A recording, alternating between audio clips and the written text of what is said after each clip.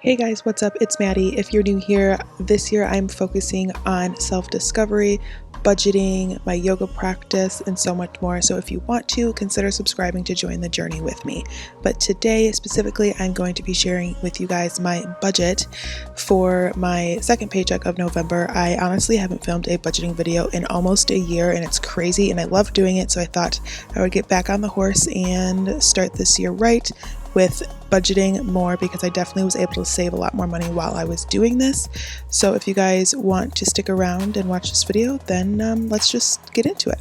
So I am just going to be showing you guys my January paycheck number 2.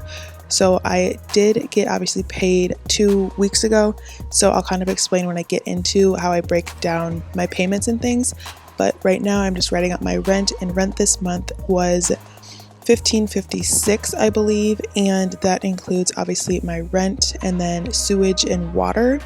So my base set rent is $15.05. So if you obviously just subtract $15.56 from $15.05, that's how much my water and sewage is. But I just take half of the money from each paycheck. So paycheck number 1, I took half of my bills, the amount of my bills, and then the second half I took obviously another half out, so it wouldn't be just a huge blow to my paycheck.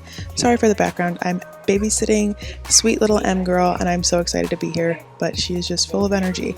But next I'm just writing out my electric, which is $203, which I feel like is so much money, but we don't have gas, so I'm thinking maybe that's why, obviously. So I'm really only taking $55 instead of $101, because I took the other half from my last paycheck, if that makes sense. And then moving on to my Xfinity, my bill is around $45, so I just took half from the first paycheck that I got in January, and then obviously the second half. So if that makes sense, I kind of won't explain it anymore, because I feel like you guys are like, yeah, I get it. So I do have to pay renter's insurance for one more month, so that is $26 a month. My car payment, which is $187 a month, and honestly, I don't think I would be able to afford all this if I didn't break up my paychecks like I do, or budget them out like I do. Next, after my car payment, I have my car insurance, which is $76. And I remember last year, I was like, how do people pay for all their bills? Like, I don't even know how. Yet here I am. Adulting is hard, but you know, we're making it. Anyway, my phone bill, I also pay for, which is $70. And then the next things after that, I believe, is my Epidemic Sounds along with my Apple. And those are just kind of like extra things that I use, especially for my YouTube. I use my Epidemic Sounds. That's where all my music comes from. So I pay $15 a month for that. And then I have my Apple Music, which is $10 a month. Realistically, I know I could probably go without, but I'm like, it's $10. Obviously it adds up. But then I have my credit card, which is $40. So totaling after that, I'm going to go ahead and obviously add them all together. So I'm going to take half, because my last paycheck, as you guys can see, was $393.10, or I took $393.10 out of my paycheck because I was going off how much my rent was last month. So obviously we didn't specifically like divide it in half perfectly, but instead of $393 or whatever it was, it's going to be $385.04. So I'm going to go ahead and add those numbers together, and then I will come up with my total, and then I'll show you guys what I do after I come up with that, because I will have a little bit of savings. So I'll kind of show you guys what I do with that savings and how much I allot for gas and groceries and things like that.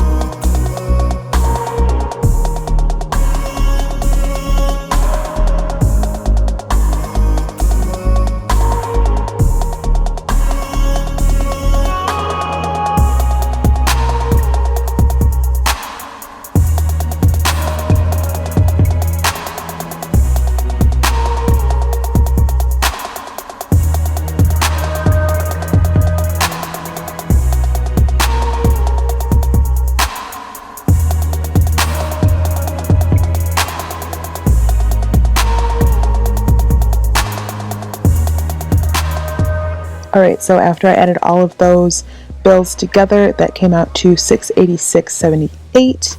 So I have a little bit money left over. If you guys will see in the next clip, I kind of had to squiggle something out, and that's because I put how much my rent was as how much my check was, which I wish it was that much, but that is just why it's kind of squiggled out. But anyway, I'm just going to take 1040.08 and subtract that, or subtract 686.78 from 1040.08, and then that leaves me with, I believe, $353.30.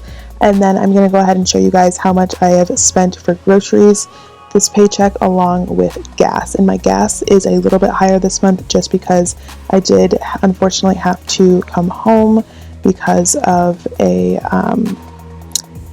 member of my family passing away. So my gas is going to be a little bit more money this month, but honestly, I don't really care. Obviously, I would have paid an arm and a leg just to get home.